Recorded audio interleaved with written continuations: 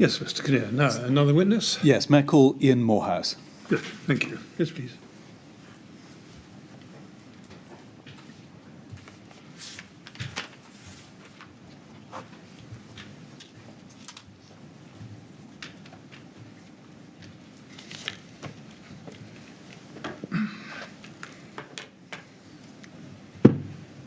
Good afternoon, Mr. Moorhouse. Good afternoon. Yes, and make yourself comfortable. Thank you. Now, I gather you're going to make the affirmation, and it's on the screen in front of you. Certainly. So if you read that out, thank you. I do solemnly, sincerely and truly declare and affirm that the evidence I shall give shall be the truth, the whole truth and nothing but the truth. Thank you very much. Yes, Mr. Kinnear. Thanks, sir. Would you please confirm your name for the record? Ian Godfrey Moorhouse. Mr. Moorhouse, many thanks for attending today. Before we start, three things I should remind you of. First of all, if at any time you feel you need a break, please say so. That's not a problem at all. Secondly, if at any time my questions are unclear or too long, please say your question is unclear and too long, and can you break it up for me? That's not a problem either. Thirdly and finally, could I ask you to keep your voice up whilst giving evidence? That's so that the shorthand writer can capture everything you say and accurately.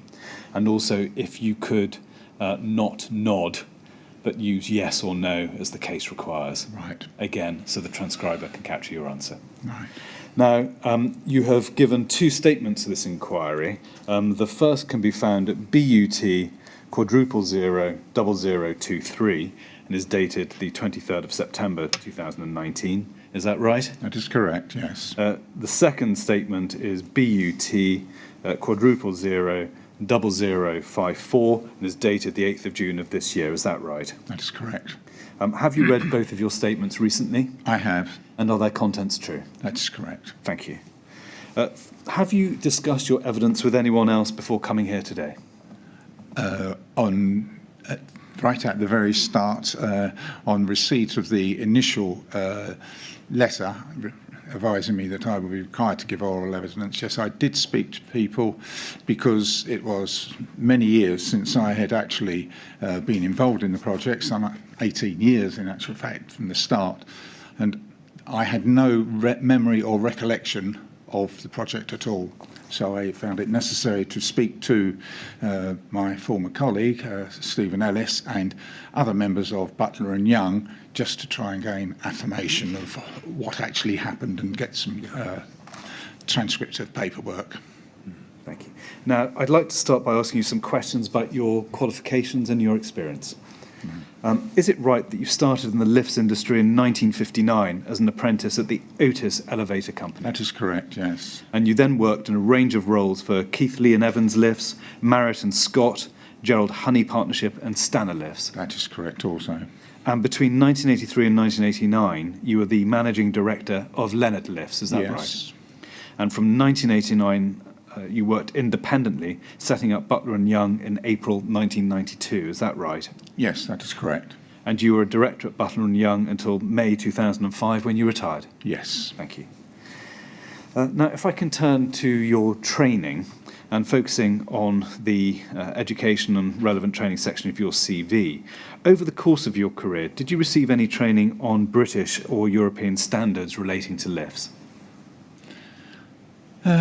I received training and instruction at various seminars that were held when there was perhaps a new standard coming out or one being enhanced.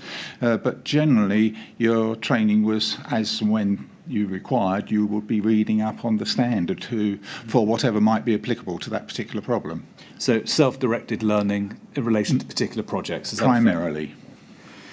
Now, looking at the period 2003 and 2004 in particular, had you received any training on the principles and requirements of BS 55885 1991, entitled Fire Precautions in the Design, Construction and Use of Buildings, Part 5 Code of Practice for Firefighting Stairs and Lifts?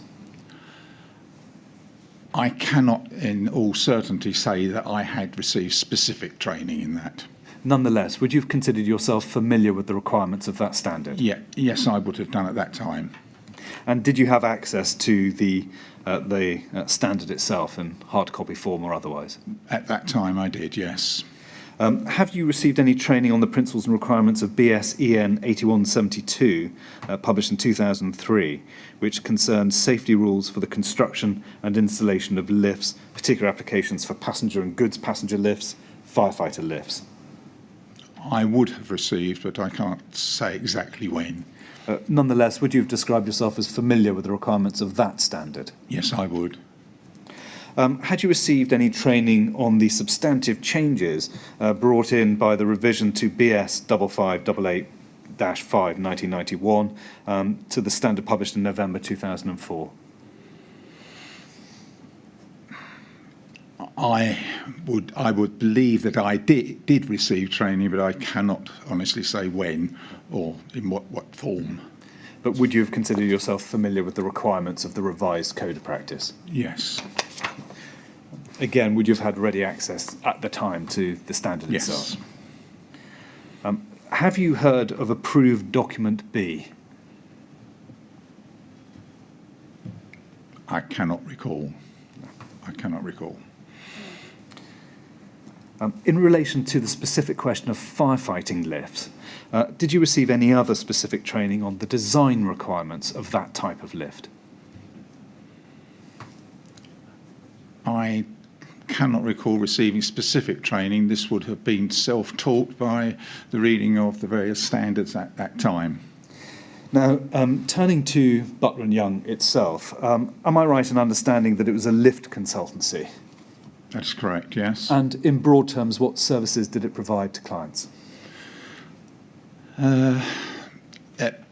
Survey reports into the primarily actioned on refurbishments, survey reports into existing lifts, analysing problems with the lifts, the type of equipment that there was, and doing offering proposals that might be done to eradicate those particular problems. Then on to writing feasibility studies, specifications, tendering action, then support of the project after the selected tender was nominated by whoever the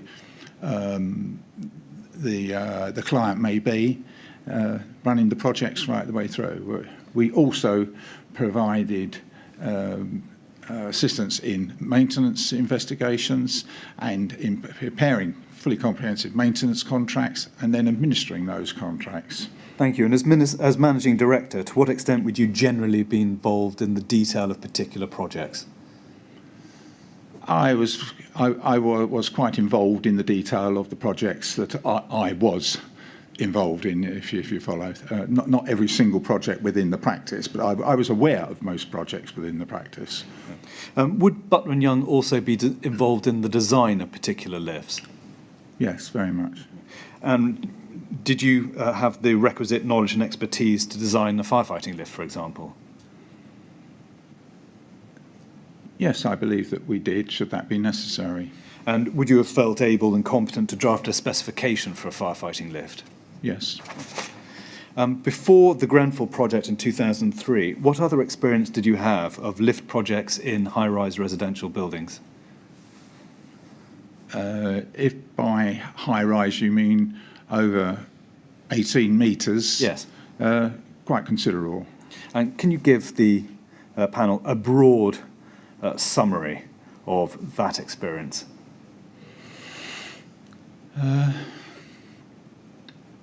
Barbican Estate, there were numerous lifts there that exceeded that height in travel. Wandsworth Borough Council, we had various projects that exceeded that height of travel. How many of the projects involved a lift upgrade from, say, firemen's lifts to firefighting lifts? None of the projects. Had you had any experience of upgrade projects to, for example, enhance a fireman's lift to a firefighting lift? It has never been necessary. And why has it never been necessary? Because the client would say that he did not require that to be done. Now, am I right in that before the Grenfell Tower project, Butler and Young had carried out 5 or 6 lift modernisations for RBKC TMO? Yes, that's correct. Were any of those projects in high-rise residential dwellings? No. Now, we don't need to go to it, but in the first sentence of paragraph A12 little c of your first witness statement, which can be found at BUT *00023/6, you say that the TMO's project brief for the refurbishment was, quotes, developed in part with considerable lift knowledge. And in paragraph 8 of your second witness statement, which can be found at BUT *00054/4, you note that virtually all local authorities had their own lift department who would handle maintenance and, in terms of lift modernisations, would act as a watching brief. You comment that the lift engineers employed in these departments would be experienced and familiar with the relevant codes and standards. Now, dealing first with the TMO, who had that degree of knowledge? Was Mr. Steppel one of them? Yes, Mr. Steppel was he was the senior lift engineer and then subsequently promoted to the building services manager. And how would you characterise the depth of his knowledge of the relevant standards and requirements? Very good. He had been a lift engineer for many years, had experience of an awful lot of projects, and that would obviously, his knowledge will be enhanced by that. And was Mr. Kalan one of those people who had knowledge of the relevant standards? Yes, not to the same extent as David Steppel, but yes, he would. Was there anyone else with whom you had dealings at the TMO who had detailed knowledge of the relevant standards? John Rogers would have had knowledge of the standards from those imparted to him by David Steppel and myself in our discussions. Had Butler and Young worked with Apex before the Grenfell Tower project? Yes, they were on our approved tender list. And on how many occasions? Can you remember now? Oh. Is it fair to say a lot? I'd say a lot, yes. And can you remember now whether any of those projects involved high-rise residential buildings? Yes, that is correct. Yes, they would. Now, at the time of the project with which we're concerned, Project 1, in your view, did the relevant standards or any other legislation or guidance require the installation of firefighting lifts in existing buildings?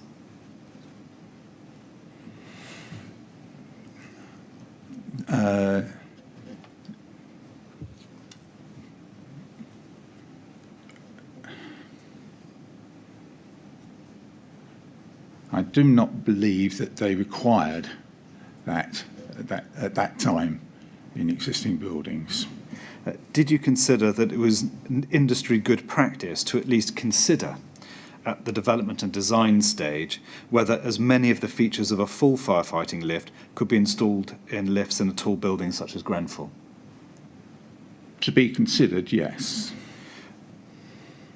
Now, in view of the inquiry's expert, that's Mr. Roger Howkins, he said at paragraph 248 of his report, which can be found at RHO *00003/118, he said this, and I quote, "Regardless of whether the lifts were considered new or modernised, good practice would have been to consider if the lifts could be fully upgraded to the firefighting standard so far as was reasonably practicable." Would you agree or disagree with that view? I believe that one would have considered that, but not necessarily have gone forward with that. What would have been the factors that would have inhibited or impeded going forward with either enhancing, for example, a fireman's lift to a full firefighting lift or including such features of a firefighting lift as were reasonably practicable?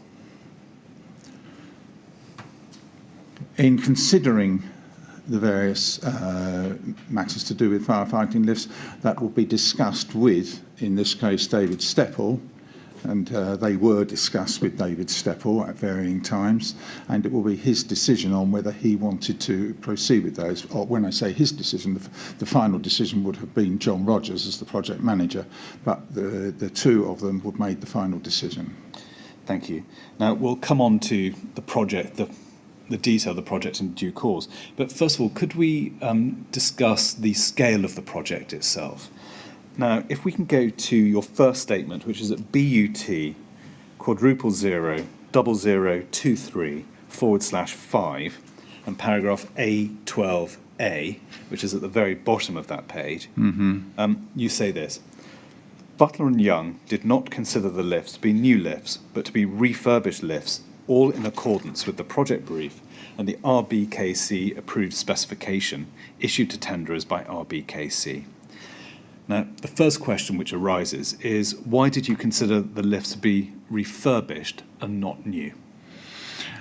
Our interpretation of the standards at that time, this is both myself and David Steffel, was that the lifts were to be refurbished. We were retaining the guides, guide bracketry, and initially we were going to retain more equipment than that, but as the feasibility study progressed, with surveys making things more evident to us, it was maintained that they would be refurbished, i.e. modernised, not new.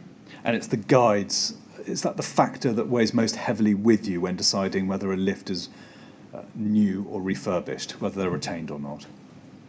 In this instance it was. It wouldn't be in all instances.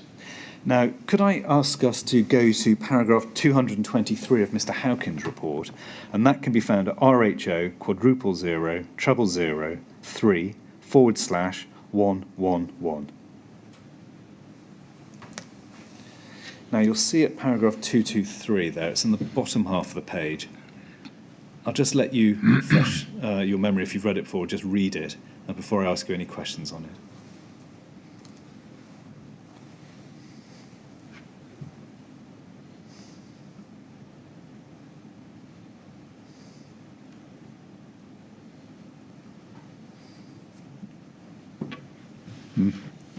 Now, there he says that BS 565511, 2005, in which a new lift is defined, was done as either where the lift is totally replaced or where only the guide rails are retained.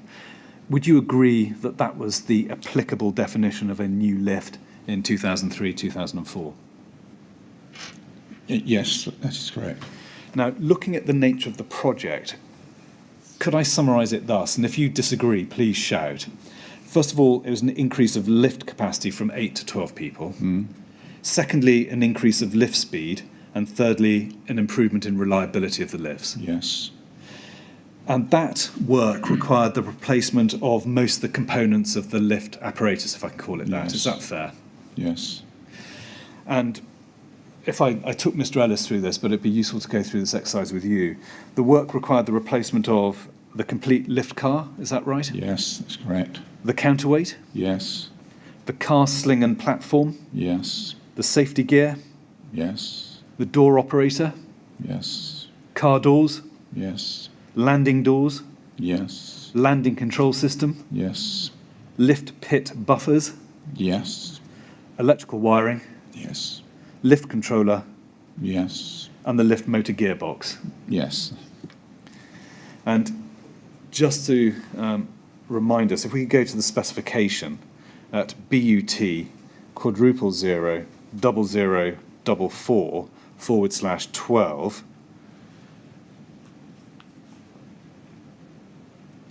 and paragraph 1.3.1 at the top sets out the retained equipment. And so everything else we've discussed was removed, but these two items were retained, namely guides and single riser of car guide brackets and the landing back boxes. Is that accord with your recollection? That does. Am I also right in understanding that the car guides were retained, but they were relocated to accommodate the larger car size? One of the car, yes, they were. And so, at least to my lay eye, it looks as if the vast majority of the component parts of the lift apparatus were new. Is that a fair observation? Yes, that is. Now, given the extent of the components that were removed, the limited extent of what was retained as set out in the spec, Would you accept that the lifts were in fact new rather than refurbished, applying the definition contained in the standard? No, our interpretation of the standards at that time, what was being replaced and retained, was that the lifts would remain as modernisations. And for the avoidance of doubt, it was the retention of the guides that were an important factor in that evaluation. Very much so. Can I just ask, we see these references to landing back boxes which Yes. were retained. What's their function and how important are they? Removal of the landing boxes would have involved a certain amount of structural work, cutting them out from the concrete. So they were part and parcel of being retained, okay, to accommodate the new fixtures and fittings these were push buttons and indicators on the landings. Oh, right. Yes. Thank you. Okay. Thanks, sir.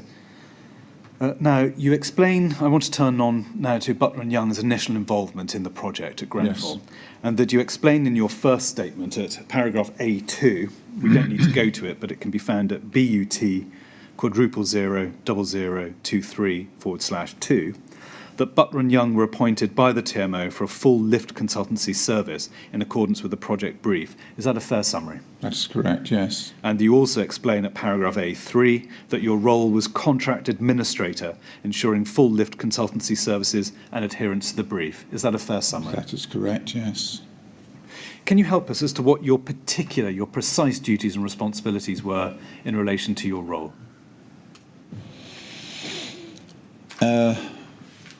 I undertook the feasibility study, the surveys, the on-site, the practical side of matters.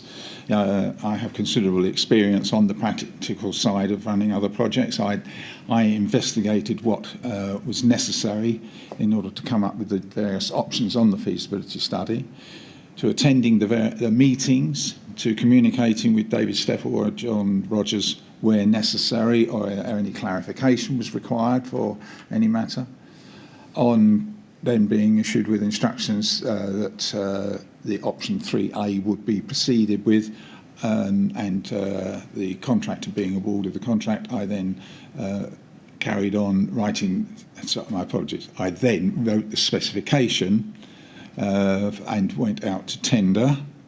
Once that specification was approved by RBKC, they issued it for tender. I then received the tenders back. I undertook the tender investigations, the analysis, and recommended for contract award to RBKC. After contract award, To RBKC? I apologise, to TMO. TMO. My apologies. I then administered the contract from that point with assistance of Steve Ellis, who was here this morning. Thank you. Now, can we go to the client brief? And that can be found at TMO 00853783/12. Now, am I right in assuming you've seen this before? If some time ago. Yes, that is correct, yes. Now, if we can go to paragraph 1.1, you'll see there it says this: the Tenant Management Organisation and the Lancaster West Estate Management Board require a condition and feasibility report on the 2-traction passenger lifts serving Grenfell Tower and the single hydraulic passenger lift serving the adjacent offices. Did the feasibility report address matters such as cost, length of project and building design? Amongst other things, it did. Now, turning back to paragraph 1.1, the next sentence of this paragraph says this: the report shall address the client's concerns in respect to the immediate and medium-term maintenance viability of the existing installations, given current levels of failures, availability of replacement parts, compliance to latest British standards, and energy conservation. Now, looking at the last element of that quotation, which concerns compliance with British standards, on its face at least, it seems from the project brief that the TMO wanted your feasibility report to address compliance of the lifts with British standards. Is that a fair reading of that paragraph of the client brief?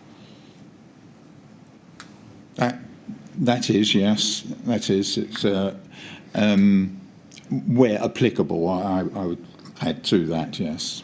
And in your second statement, you say at section 3.3, you state that section 3.3 of the brief, which identified problems with the current lifts, including size and unreliability, was the primary focus of the refurbishment. Is that again a fair summary? Yes, they were major concerns, but not all of the concerns. And you also note in your second statement at paragraph 19, and it may be useful if we go to it, at BUT *0054/7.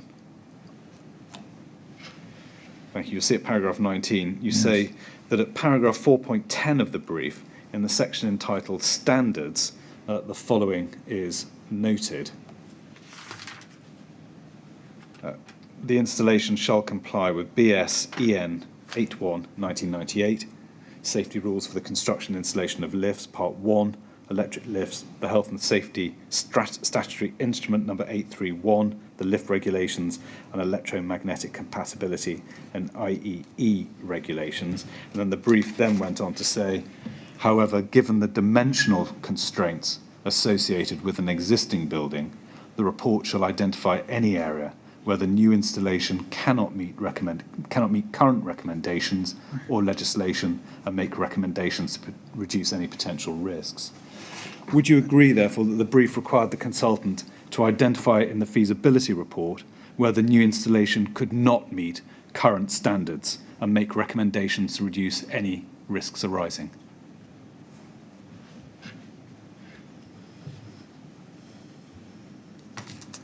To a certain degree, I would, yes. So if we go to TMO 00853/783/15, and if we look at 410 and we look at B, I'll let you just refresh your memory of it.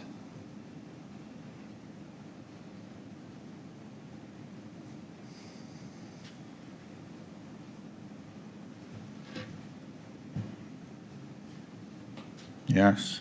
On its face, at least, it appears to require the feasibility study to advise where the new installation couldn't meet current standards.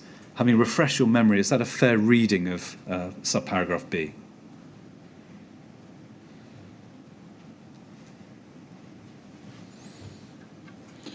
The feasibility study did not advise all areas where the lifts did not meet current standards.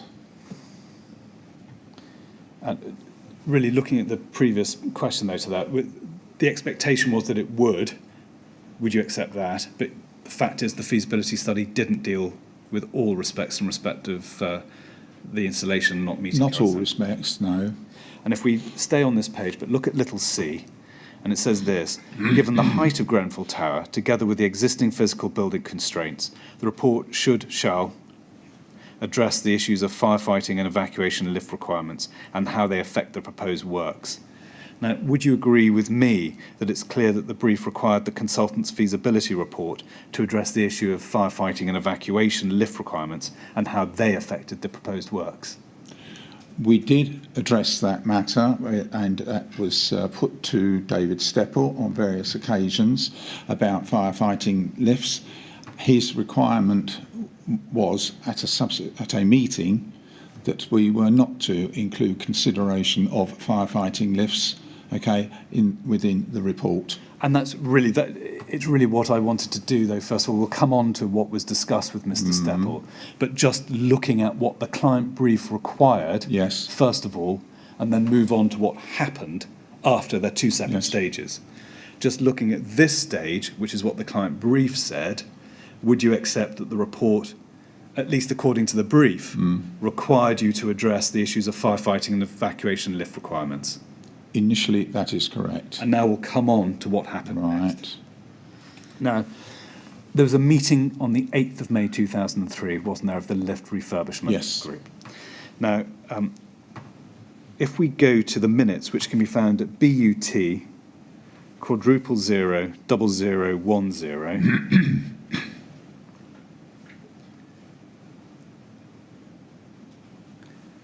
There we go, and we can see your name there identified as an attendee, Yes. just at the bottom. And that if we scroll down to item 2,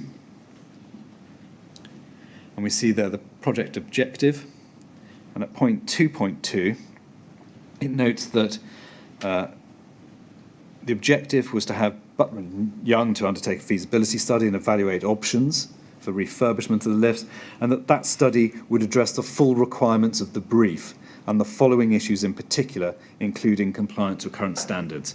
Would you agree that's what's set out there? Yes, that is correct. Now, would you assume that compliance with current standards would include firefighting lift standards as they applied as at May 2003? Yes, that's correct. Now, in your second statement, and it's at paragraphs 21 and 22, you say that there was a later meeting on that day to discuss the TMO's requirements. In broad terms, is that a fair summary of the position? Yes. And if we can take it step by step. Yes, as far as I can recall, it was later that day. This is a long, long time ago. I was requested to attend another meeting with John Rogers and David Steppel. I do think it was following this meeting. And so, irrespective of the date, the further meeting followed soon after this first. Yes, that is correct, yes. And who were the people who attended? Was it just you, Steppel and Rogers, or was anyone else there? No, it was just the three of us. And was it Mr. Steppel who invited you to that meeting? It was Mr. Steppel or Mr. Rogers. It was one of the two. Can you remember now who initiated a consideration of whether the lifts should be enhanced to firefighting lifts or not? I had already discussed firefighting lifts in phone calls with David Steppel. And stopping there. Yes.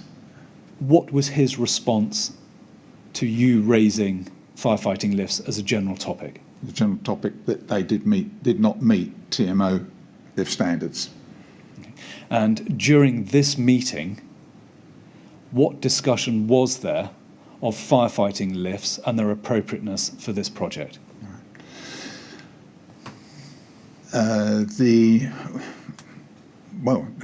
David Steppel said that he did not wish to have firefighting lifts considered or remarked upon within the feasibility study. Firemen's lifts would be proceeded with in accordance with the Appendix A of the project brief. Was there much of a discussion about that, or was David Steppel giving you your marching orders, as it were? There was not a lot of discussion around it because he was quite emphatic that firemen's lifts were what were required, and the Appendix A, I can't recall the clause off the top of my head, specifically states firemen's control, and that was what was to be applied. When Mr. Steppel gave you your instructions, did you proffer him any advice as to, for example, the advisability of enhanced safety features provided by a firefighting lift, or such features as could be reasonably, practicably incorporated? Yes, I offer consideration of that because we had already viewed that ourselves in undertaking our initial surveys on the project. Now, when you were first asked about this by the inquiry, you said that you had no recollection of any discussions regarding these matters, but in your second statement, you have a recollection of this meeting. Can you help the panel as to why, when you prepared your first statement, you couldn't remember this detail, and some months later, when you provided your second statement, you could? When I've received my first request to provide a statement, I'd been retired for some 16 years. They were referring to matters that were 18 years old, and with the passage of time, I had no recollection of anything to do with Grenfell That's just one of those unfortunate things. I had no recollection of that at all. The comments made in my initial statement were what I could possibly remember at that time, and from the paperwork that I have received from Butler and Young. That's really the summation of the matter at that stage. Subsequent to that, we received Roger Howkins' lift report, and that gave me further, I shall put it, further food for thought on many matters. And I think with that, plus the late availability of the project brief, which I had not seen up until, I think, 2 months ago, 2.5 months ago, just before my second statement, that filled in an awful lot of the gaps in my memory. Not all of them, because, as I say, it's still a long, long time ago. I'm clutching at straws on a lot of things in that respect. Thank you for that, Mr. Moorhouse. Now, is it also right that you didn't make any notes of Mr. Stepple's instruction at the time, and it wasn't in any other way recorded in writing, whether in the forms of a letter, a minute, or a file note? I did make notes. My project files were full of copious notes relating to telephone calls, meetings that were ad hoc meetings rather than official meetings, and my project files recorded everything that was done, and calls, the dates, what was discussed, but these were all handwritten notes. The project file also included anything inwards from the client, and subsequently from others, but from the client, emails or faxes or whatever there might be, but no, I didn't have any of that information. As I've said, that was all destroyed in March 2016. So I had no notes, and I did not confirm in writing our discussion. I was not required to, and I do not believe that Mr. Stepple wrote to me confirming that instruction. Thank you. Now, out of fairness, could I put to you an extract from Mr. Howkins' report so you can answer it? And if we go to paragraph 259 of that report, which can be found at RHO 000 3/121.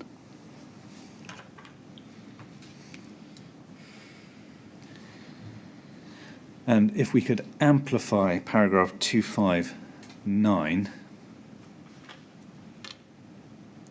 and it's really 4 lines up from the bottom of that paragraph. Mr. Howkins said this: as part of these discussions, i.e. around the project brief, I would have expected Butler and Young to have drawn TMO's attention to the relevant British standards for firefighting lifts, their applicability and the feasibility of achieving compliance with the standards. This includes advising TMO that tall buildings should have a firefighting lift. Now, do you disagree or agree with that statement? I agree with that statement.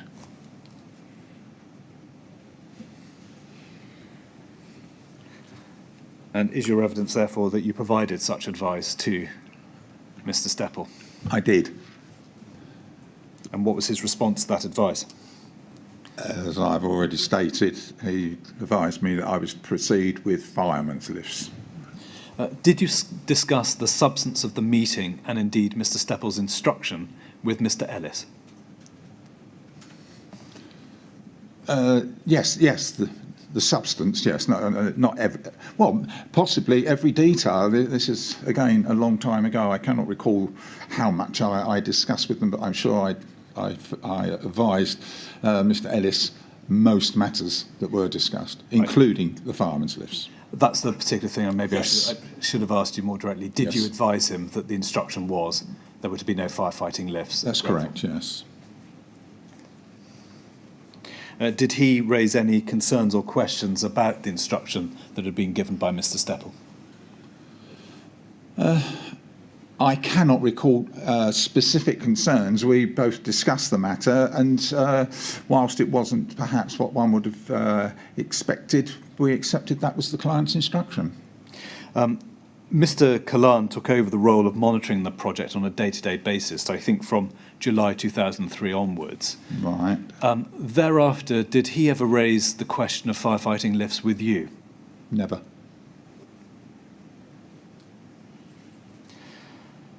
To the best of your knowledge, and mindful of these are events some nearly 20 years ago, were you aware, or did you sense that Mr. Callan was aware of the meeting and Mr. Stepple's instruction? I'm not aware of him being aware, no. Stepping away slightly from the substance of the instruction itself, were there any structural or other constraints on installing full firefighting lifts at Grenfell? If so, what were they? I do not know I do not know the structural constraints. This was a building that was erected in the 1970s. I do know that from the project brief it makes that statement, and it advises that there could be possible structural constraints. And I do know from David Stepple that there were possible structural constraints, but I don't know exactly what they referred to, because that was, in actual fact, outside of the lift. It may have been referring to corridors or the landings, whatever. Can we take it from that you yourself were not involved in any discussions with any structural engineers retained either by you or by TMO? No, not involved. My apologies. We did have our own structural engineer, but not relating to that. He wasn't involved in this? Not in that, yes. You referred to, or there is reference elsewhere in the evidence to other constraints on installing full firefighting lifts, i.e. other than structural ones. Could you help us as to what those other constraints might have been?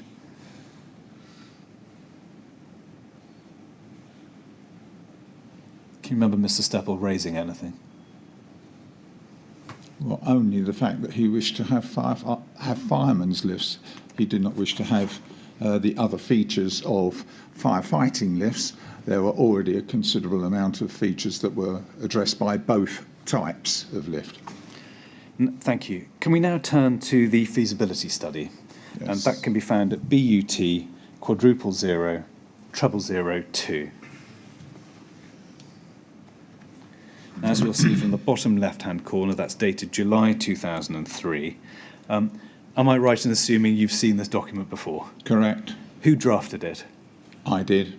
And was anyone else involved in either drafting or the review of the draft? Stephen Ellis would have been there. I essentially to proofread what I have written, where any document that went out there, whether it was a feasibility study or specification or tender analysis, it would always be proofread by another member of Butler and Young. And if we could look at page 5 within this document in section 1.2, and there it deals with the principal areas to be covered by the study, and looking in particular at subparagraph 2, it says there, compliance with current health and safety at work requirements, the recommendations of British standards and EN 81/1. Would you agree that the feasibility study nowhere records the instruction from Mr. Stepple that firefighting lifts were not to be installed? Not at all. That was his requirement. Yeah, but this feasibility study doesn't mention that at all. No, it does not. Can you help us as to why what appears to be a fairly significant departure from the client brief was not recorded here in the feasibility study? He did not want it recorded. He gave you that express instruction, did he? Yes, that's correct. When he gave you that instruction, what was your response? I accepted the instruction. That was his requirement. We were to follow the fireman's lift.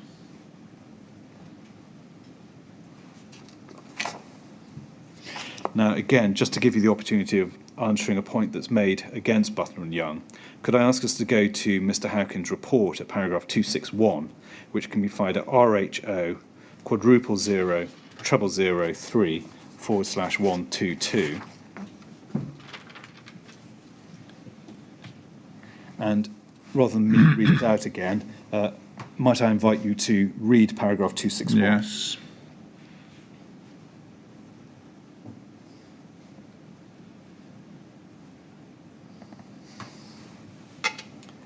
Yes. And if I asked you why didn't the report deal with the matters there? Your answer presumably is the one you've already given, because Mr. Steppel told you not to. Yes, I think most of these matters were discussed, considered, but they were, I won't say rejected, but they were not required because David Steppel wanted no reference to firefighting lifts and for firemen's lifts to be the lift that we proceeded with. In any of the discussions surrounding the feasibility report, were there any discussions concerning the feasibility of incorporating, if not all of the features of a firefighting lift, then at least some of them? In the discussions reference the feasibility study, I put forward to David Steppel and to John Rogers my various thoughts. I was told to proceed as originally instructed. When the feasibility report was complete, it was then passed to members of the team for consideration. There was never any question about firefighting lifts. It wasn't raised at all by any member of the team. Thank you. Could we turn now to a memo which you may never have seen before, dated the 16th of December 2003, sent by John Rogers to a man called Paul McAinch. The reference is at TMO 00869 720 /109. Now, I'll just invite you to read the first 3 paragraphs of that memo.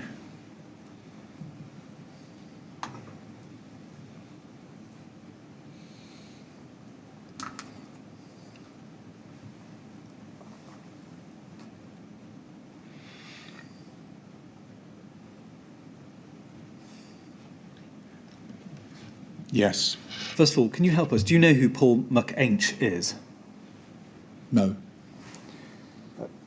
Who had advised John Rogers, I should rephrase that, did you advise John Rogers that the lift works would not bring the lift service up to current standards?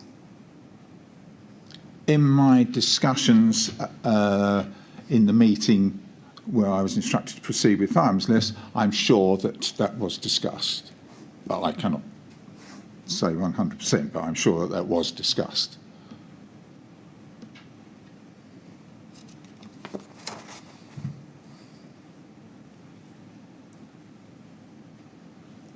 Could I now turn to the specification itself, which can be found at BUT:000044, which hopefully should reveal the specification for lift works at Grenfell Tower, dated April 2004. And if we can look at the bottom left-hand corner, you see the date, April 2004. Yes. Putting that into its full context again, can you remember who wrote the specification? I did. And again, did Mr. Ellis help you in terms of the drafting on technical sides or peer review it? Yes, yes. Was the specification written explicitly for the project at Grenfell? Yes. Or put differently, was it a specification that had been used for previous jobs and had been repurposed for the Grenfell job? No, there are elements of any specification that are drawn from other specifications, but much of this project, it was a very complex project. Much of it was specific to Grenfell, but there were standard paragraphs and clauses that one would inject that would have been used elsewhere, undoubtedly. Can I ask us to go to page 20 in this document and paragraph 2A.01? And we see there in the 5th paragraph down, should anything be omitted from the specification which is fitting and usually considered necessary for due and proper completion of the work, the tenderer shall verbally bring this to the attention of the SO supervising officer. Yes.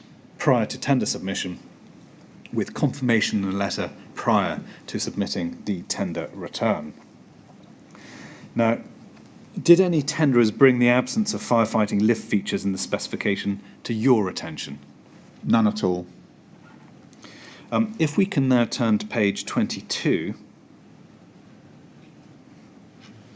and if we can look at paragraph 2A.05 under the heading Regulations, it says this: it shall be understood that the equipment specified and that the characteristics of the site, particularly dimensions and clearances, may not fully comply with current British and European standards, and these shall be qualified by the tenderer in the tenderer return. Now, do you agree that the specification required the lift installation to comply, as far as was reasonably practicable, to harmonise European standards, first of all?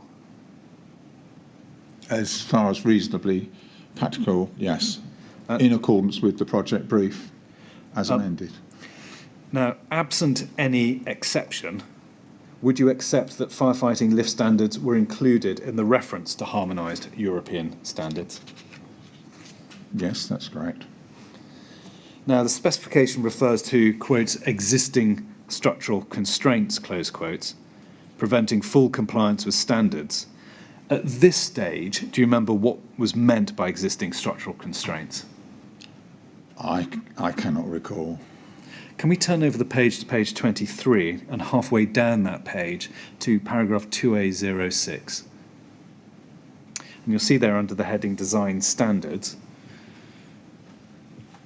and it says this, and apologies for reading it out again: the equipment and installation shall conform to this specification and to the relevant British standards, including codes of practice and, in particular, British Standards 5655, 7255 and EN 81-1. Where this specification differs from those standards and codes, the provision of this specification shall prevail. References to British standards and codes of practice shall mean the addition current 3 months prior to the date for return of tenders. A certificate of compliance with the relevant British standards shall be provided to the supervising officer on request. Any changes during the course of the contract in the relevant British standards and codes of practice shall be brought to the attention of the supervising officer by the contractor. It shall be understood that the existing characteristics, particularly dimensions and clearances, may not comply with current British standards, and these shall be qualified in the tender return. Now, apologies, that is a long run-up to a simple question, which is, was a certificate of compliance with relevant British standards ever provided to you in your capacity as a supervising officer? I cannot recall, and I do not have any documentary evidence. All tender returns were destroyed in March 2016. Can I now leave the specification but turn to the TMO's contribution to the specification? Did the TMO have the opportunity to review the specification before it was published and provide comments? Yes. And am I right in understanding that Robin Callan, at least, provided detailed comments on the substance of the specification? As I understand it from the lift report, could I also say that the specification was issued to all members of the team for any comment? When you say the team, who are you talking about there? Damien Donnelly and the rest of the people that were attending the monthly meetings all received a copy of the specification, as they did the feasibility study. Now, if we could go just as sort of an example, go to TMO 00853780, which should be an email from you dated the 12th of May 2004. If that could be expanded. Again, you refer there to considerable discussion between yourself, Steve Ellis, and Robin Callan regarding the specification. Is that a fair summary of the intensity and degree of discussions that were taking place regarding the substance of the spec at that time? Well, I must assume so, because that's what I have confirmed by email. Do you remember discussing the contents of the specification with Janice Ray? Not at all. Can we go to TMO 00853777?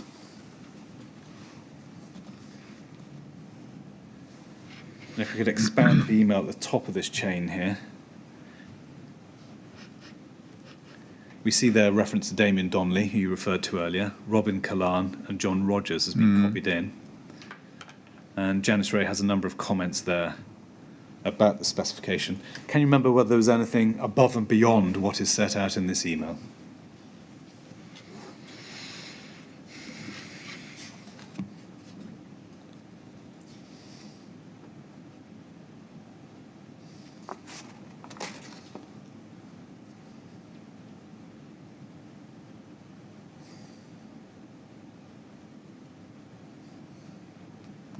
Not that I recall, no.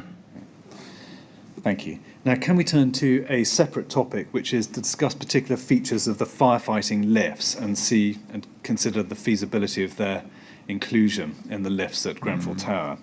Now, first of all, the trapdoor. Would that have been, in your view, feasible? Would it have been reasonably practicable to have installed a trapdoor in the lifts at Grenfell Tower? It would have been feasible by practicable, but not advisable. And why wouldn't they have been advisable? I believe that they present a security problem to the lift, that they can be misused and abused by people, unauthorised people gaining access to the building, and there were a considerable amount of unauthorised people that gained access to the building. They could open that trapdoor from inside the lift, or if they had use of a Euro key, they could open it from on top of the lift. And so I would not have agreed to that had it been put to me.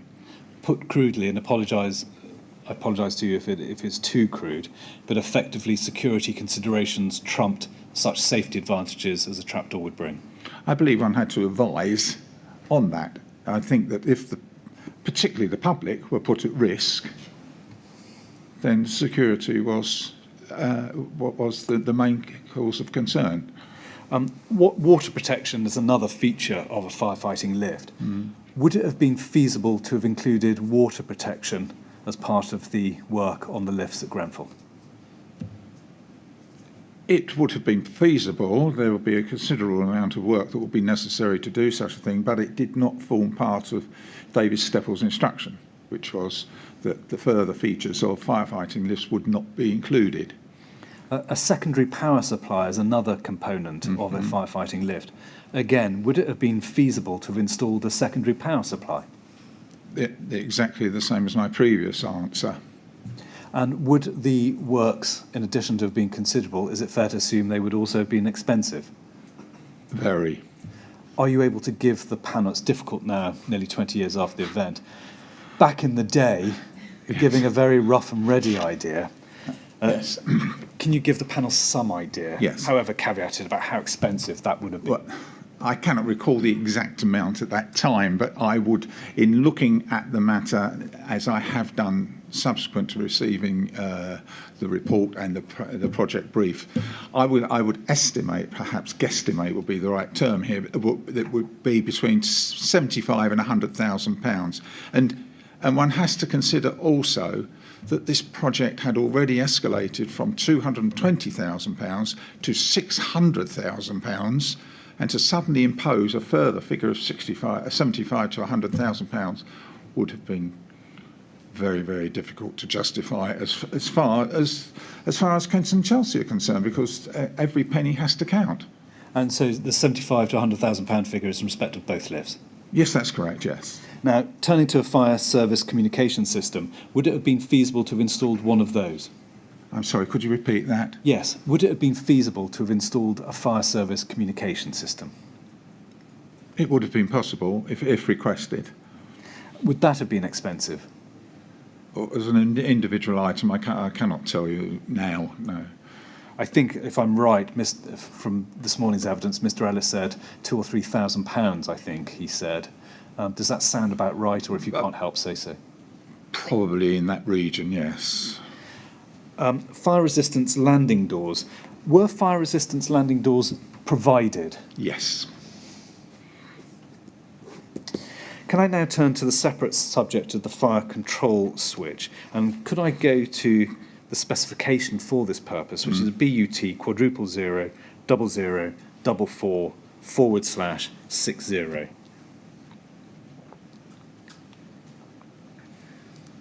Here we go, paragraph 2A.70, and that deals with what's called the fireman's control switch there.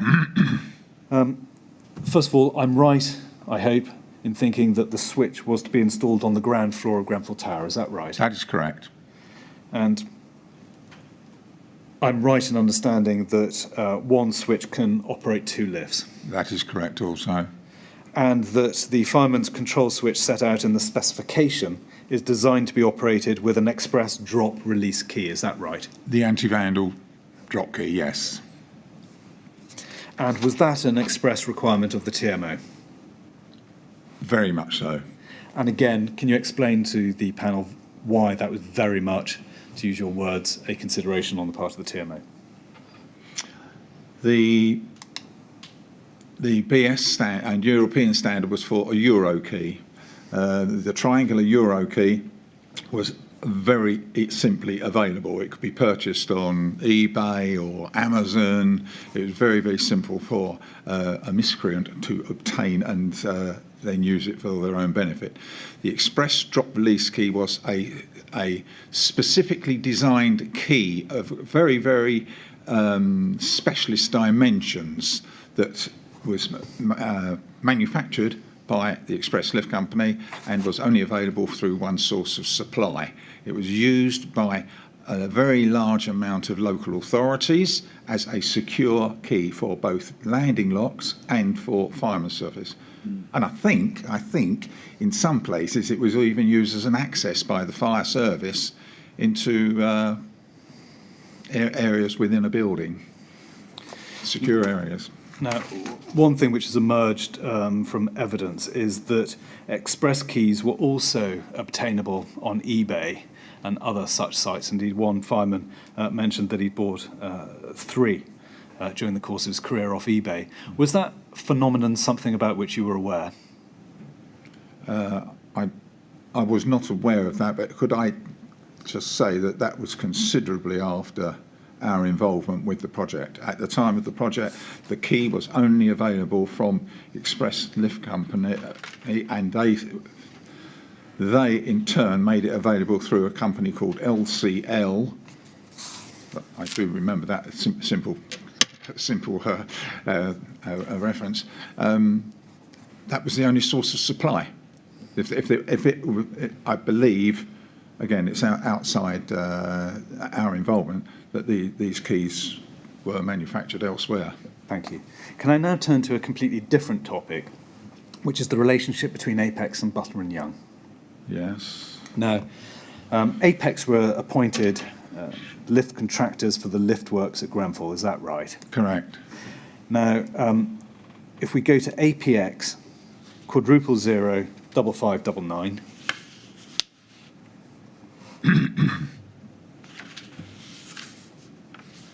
I just ask for that to be expanded, and I'll just invite you to refresh your memory.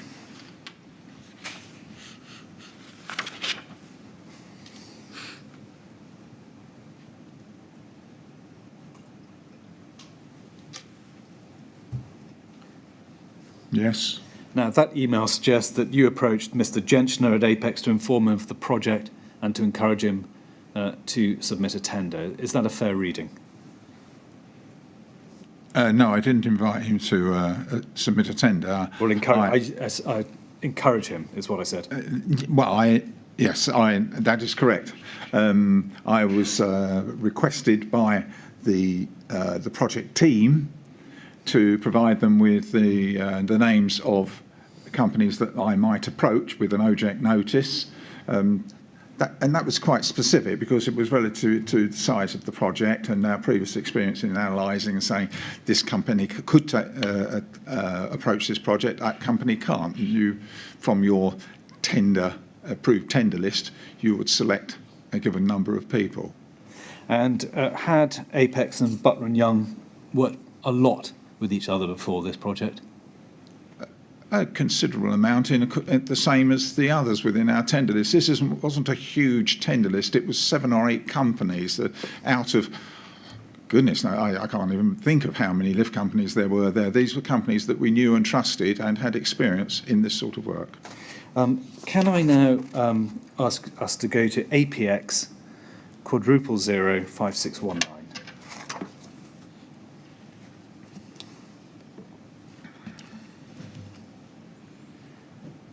Now it's headed contract documentation for the refurbishment of 2 electric passenger lifts and replacement of 1 hydraulic passenger lift at Grenfell.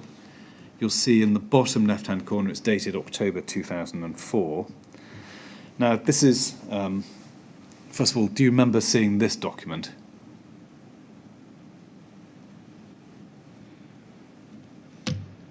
Could I? Do you want to scroll further in? Oh, contract documentation.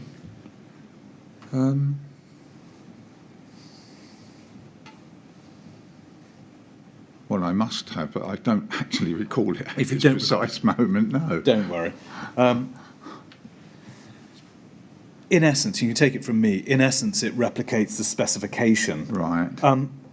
Would a contract with the lift contractor usually simply replicate the specification, and that would be the basis of their instructions about the scope of works to be carried out? Well, the contract for the project was issued by RBKC, and they would attach to it any other relevant paperwork or documentation that they believed necessary, including the contract terms and conditions, and anything else that they thought suitable. Now, by the time Apex were appointed in October 2004, Yes. as reflected there, and the specification had been written in April 2004, did you advise Apex about the TMO's instruction that firefighting lifts were not to be installed? I didn't advise them of that. The specification would have made it clear that it wasn't required. Did Apex have any role in relation to the design of the lifts? None whatsoever. Did Apex ever raise concerns as to whether the lifts should be designed as firefighting lifts? No. Now, Mr. Genchner, who's the managing director of Apex Lifts, said in his first statement to the inquiry, and we can go to that, it's at APX quadruple 08774/5.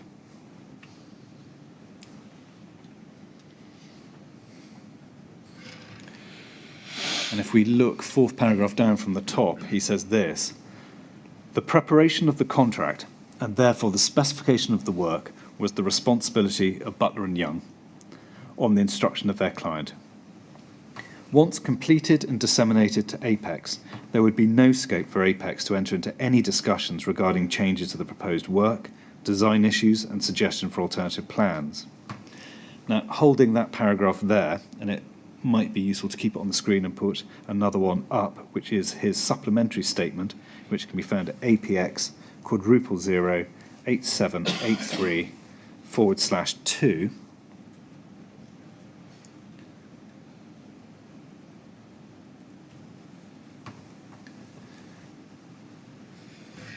And Mr. Genchner clarified that once Apex had been awarded the contract and attended pre-start site meetings, that any issues could have been raised at that point, but he maintained his views that issues of compliance with standards were for Butler and Young to consider.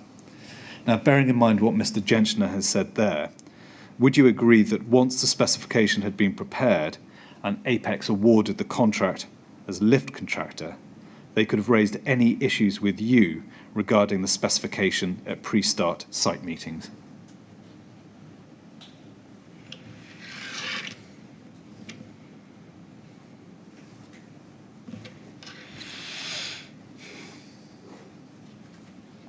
They could have raised matters that gave them concern, but that would have been at tender stage, really, not once we were on site. but none were read. They may have made a suggestion that they thought may enhance the project in their installation, but not the specification itself. And the reality is Apex raised no such concerns, is that right? No, not to my knowledge. Would you agree that the issue of compliance with British and European standards was ultimately a matter for Butler and Young to consider rather than Apex? Yes. Now,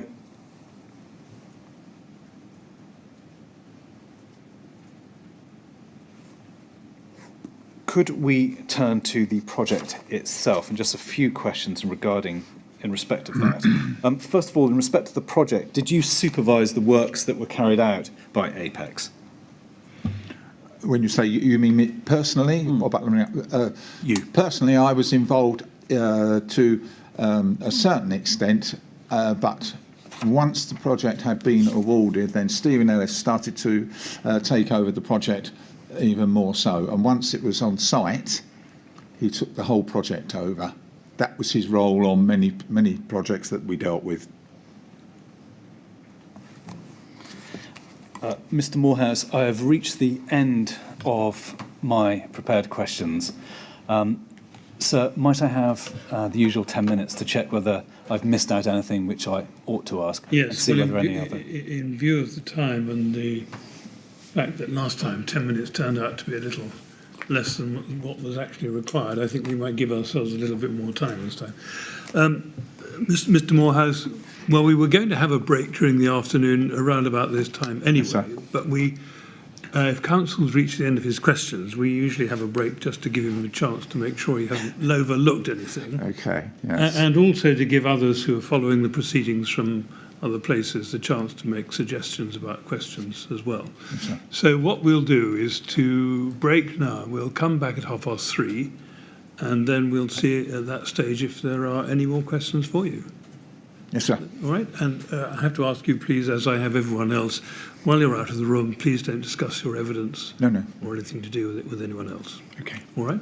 Would you like to go with the usher, please? Thank you very much.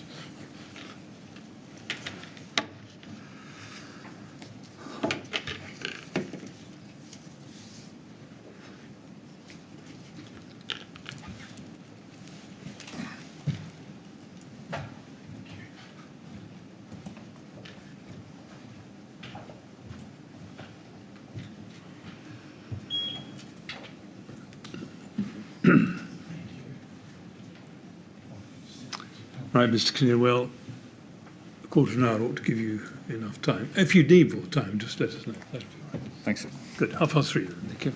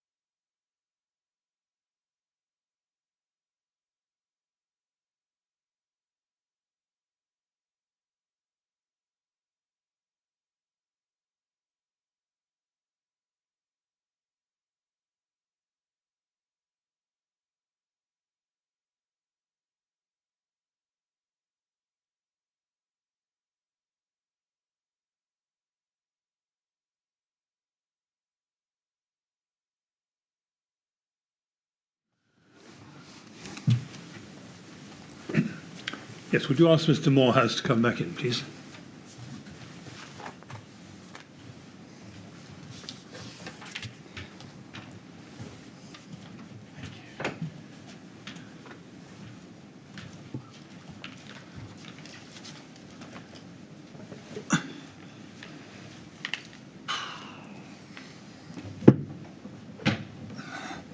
Thank you. All right, Mr. Moorhouse. Thank you Well, we'll very see if there are much. any more questions for you. Yes, Thank Mr. you. Kinnear. Ms Moorhouse, there are no further questions. Oh, right. That leaves me, Disappointing, isn't it, after you've got back into the... All that journey. I could think of some, if they, but Ms Moorhouse, the final thing, I really do want to say thank you very much for attending today. It's much Okay. appreciated. All right. Thank you. Thank you. And I'd like to thank you very much on behalf of all those of us on the panel.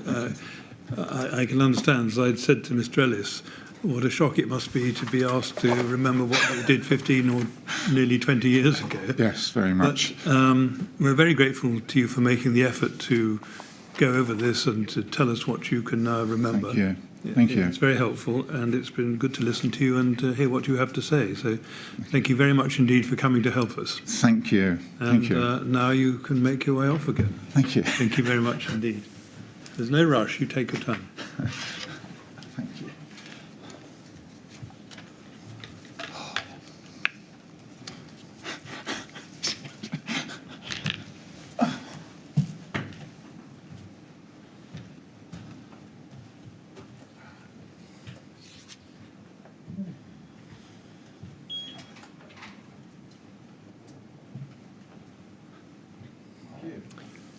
Well, thank you very much, Mr. Kinnear. Now, any more for today? No, that concludes the evidence for today and indeed this week. On Monday, you'll be hearing from 3 more lift-related witnesses. Right. Good. Well, thank you all very much. We'll conclude there for today, and we'll resume at 10 o'clock on Monday of next week. I'm grateful. Thanks, sir. Thank you very much.